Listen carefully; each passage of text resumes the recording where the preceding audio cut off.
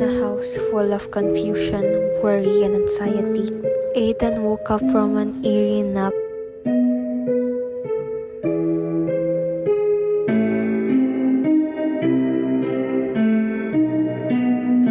He headed into the kitchen to fill his stomach, but it felt like someone was watching him.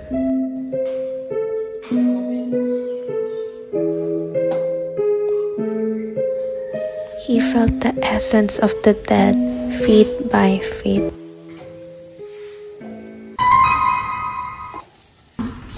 Hoy, ano ba? Asin dapat? Bakit table salt ang ginagamit mo?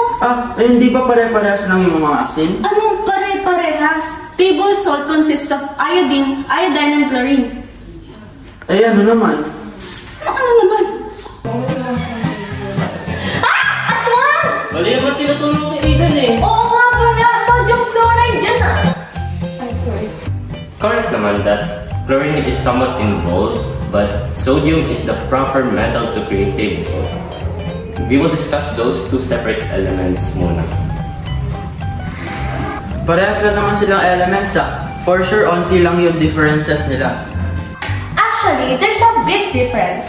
Sodium is soft, silvery white, highly reactive alkaline metal that is a good conductor of heat and electricity, while chlorine is a yellow-green gas that has a strong odor at room temperature and is denser than air.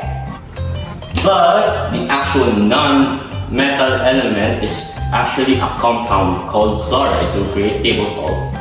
Then, what are the importance of both elements? Actually, sodium is vital for maintaining body fluid, for nerve and muscle function and normal cell function. It is to maintain a balanced body fluid and keep your muscle and nerves running smoothly. What about the chlorine? Chlorine is only essential in life if it's in the form of chloride ion, since chloride is necessary to all known species of life.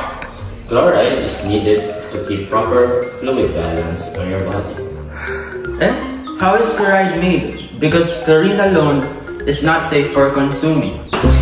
That is a good question. Chlorine is made when chlorine gains an atom, becoming a more stable and non-toxic ion. So we use this ionic bonding to perform the chemical bonding. Yes, exactly. Did you know that chloride is used for medicine, food, and various industries? Yes, while sodium is used in food and used to de-ice roads in winters. Teka nga, let's go back to table salt. What was the chemical bonding used to create table salt? Ionic bonding. It's when sodium loses an electrons and becomes positive charge by giving the electrons to chlorine. Chlorine then receives the electrons and turns into a negative charge. Based on the chemical formula of those ionic compounds, which is NaCl, the naming, they would follow the rule of naming the ionic compound. Wherein the cation, which is the positive ion, be written first, and in this case, it's sodium. Followed by the anion, the ion is named by changing the ending of its element name to IE. In this case, chloride. And that is how we get the name sodium chloride. But what's the importance of their bond? Most people are familiar with sodium chloride, mostly known as soap, as a kitchen ingredient, but it also has an important medical uses. Sodium chloride is essential for human health and other many industrial applications. And in the body, it is crucial for fluid balance, regulating blood pressure, transmitting nerve signals, and enabling muscle contraction. Gets. Thank you, guys. Aidan, magluto ka na nga! Ito na nga.